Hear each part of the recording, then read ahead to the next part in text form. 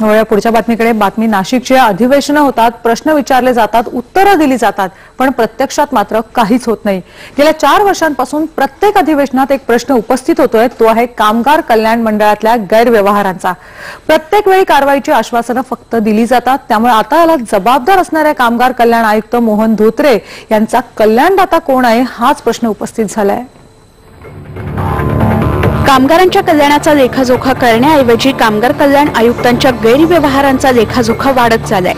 गेल्या प्रत्येक अधिवेशनात कामगार कल्याण आयुक्त मोहन धोत्रे यांच्या गैरकारभाराबद्दल आणि गैरवर्तनाबद्दल प्रश्न उपस्थित झालेत. कारवाईची उत्तरही दिली गेलीत.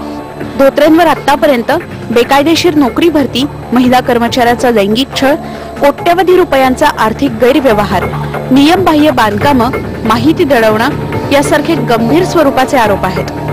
धोत्रेंच्या अनेक गैरव्यवहारापैकी हा एक गैरव्यवहार. अशा प्रकारे 19 इमारती धोत्रेंनी अत्यंत बेकायदेशीरपणे राज्यभर बांधल्याचा ठपका त्यांच्यावर ठेवण्यात आलेला आहे. नाशिक, मुंबई, अकोला आणि नागपूर या ठिकाणी कामगार कल्याण मंडळातर्फे बांधण्यात आलेल्या ह्या इमारतींसाठी कामगार कल्याण निधीतले 40 कोटी रुपयांची एफडी त्यांनी नियमबाह्य पद्धतीने तोडली होती. आणि इतकंच नाही तर ह्या कामासाठी मंजूर करण्यात आलेल्या टेंडरपेक्षा 40% अधिक खर्च सुद्धा त्यांनी निधी अदा केल्याचा त्या सगळ्या चौकशीमध्ये पुढे आलेलं होतं. आणि याबद्दलचे प्रश्न वारंवार विधिमंडळामध्ये तब्बल 2006 पासून उपस्थित करण्यात आलेले आहेत. तत्कालीन आमदार नरसय्या आडाम, त्यानंतर जयकुमार रावल, देवेंद्र फडणवीस या सर्व आमदारांनी याबद्दल सरकारला धारेवर धरलं होतं. तेव्हाचे कामगार मंत्री गणेश नाईक यांनी याच्याबद्दलचं स्पष्टीकरण दिलं होतं, कारवाईचं आश्वासन दिलं होतं. अगदी ह्या वर्षीच्या पावसाळी अधिवेशनात सुद्धा आपल्याला माहिती आहे की तत्कालीन कामगार मंत्री नवाब मलिक यांनी धोत्रेंवरच्या ह्या कारवाईची चौकशी पूर्ण झालेली आहे, त्याचा प्रस्ताव शासनाकडे प्रलंबित आहे आणि लवकरात लवकर त्यांच्यावर कारवाईचा निर्णय घेण्यात येईल असं आश्वासन दिलं होतं, असं हे लेखी उत्तर दिलेलं आहे. आता हिवाळी अधिवेशन सुरू झालेलं आहे, पण तरीही धोत्रेंवर कोणत्याही प्रकारची कारवाई सरकारनं केलेली नाही. आतापर्यंत सरकारनं अनेक समित्या नेमल्यात आणि धोत्रेच्या या गैरव्यवहाराची चौकशीही केली.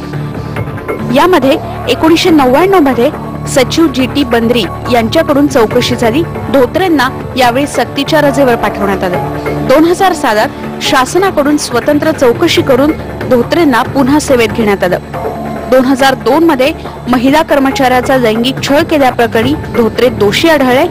तत्कालीन कामगार राज्यमंत्री हेमंत देशमुख यांनी धोत्रेंना निलंबित केलं, पण पुन्हा विभागीय चौकशी सुरू झाली.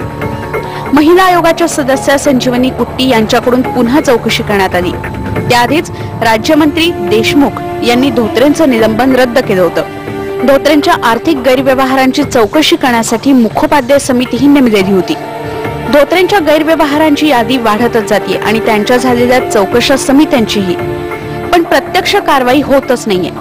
यामुळे कामगार कल्याण आयुक्तांना संरक्षण देणारा सत्तेतला कल्याणदाता कोण हाच प्रश्न उपस्थित झालाय. व्हिडिओ जर्नलिस्ट हेमंत बागुलसह दीप्ती राऊत, IBN लोकमत, नाशिक. आणि या बुलेटिनमध्ये इतरही बातम्या आपण बघणार आहोत, पण आता दुपारच्या बातम्यांमध्ये घेऊया एक ब्रेक. पहा फक्त IBN लोकमत.